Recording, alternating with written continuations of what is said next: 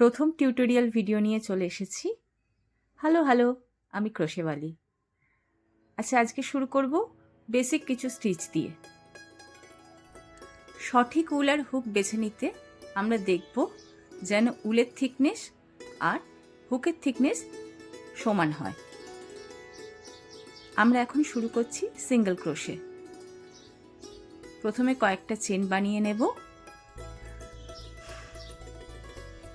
এটা আমার left hand, এটা আমার রাইট হ্যান্ড।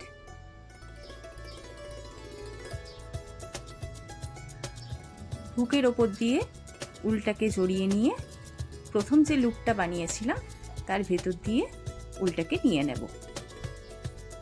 এইভাবে আমরা যেমন চাইবো, যতগুলো চাইবো ততগুলো চেন বানাতে পারবো।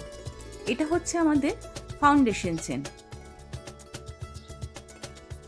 এখনো আমরা সিঙ্গেল ক্রোশে শুরু করিনি, এবারে আমরা সিঙ্গেল ক্রোশে শুরু করব।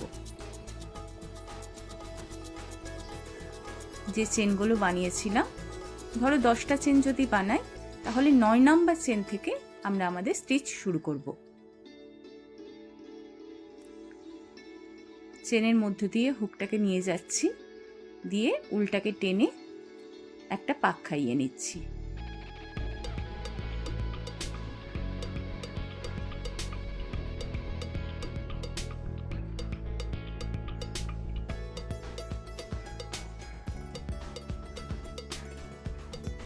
চেনের মধ্য দিয়ে হুক নিয়ে যাওয়া আর উলটাকে টেনে নেওয়া, এই হচ্ছে সিঙ্গেল ক্রোশে।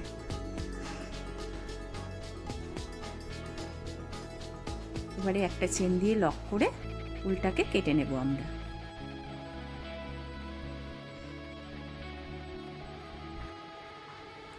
তাহলে বোঝা গেল নিশ্চয় সিঙ্গেল ক্রোশে কিভাবে করতে হয়।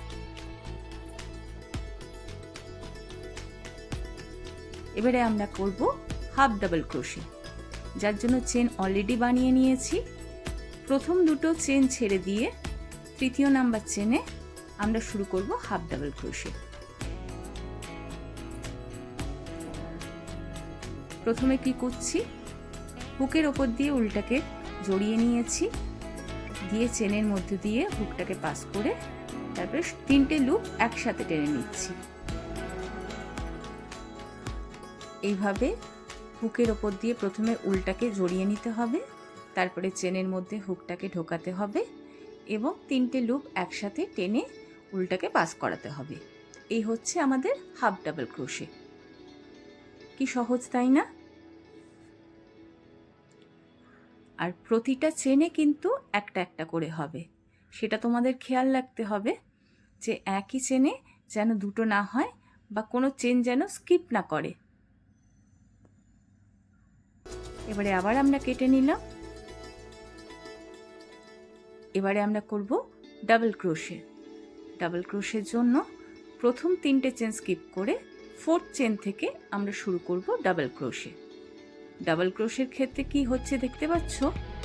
ডাবল ক্রোশে প্রথমে যেটা করছি, প্রথমে কুরুশের ওপর দিয়ে উলটাকে পাস করে নিচ্ছি, তারপরে হাফ ডাবল ক্রোশের মতোই করছি, কিন্তু 2বার করতে হচ্ছে।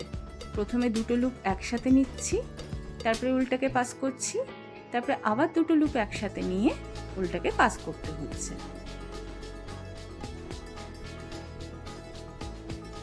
আশা করি তোমাদের বোঝাতে পারছি।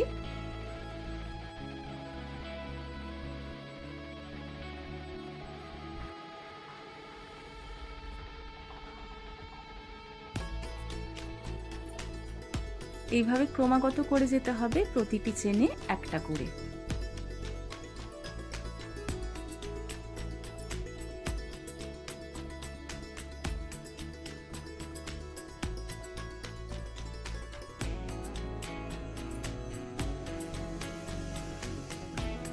আমাদের হয়ে গেছে ডাবল ক্রোশে।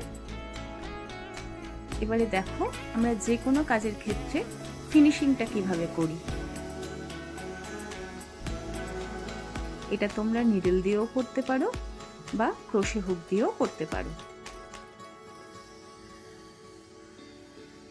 এইভাবে পিছনের দিকে সমস্ত এক্সট্রা উলগুলোকে ঢুকিয়ে নিয়ে আমরা কাঁচির মাধ্যমে কেটে নেব।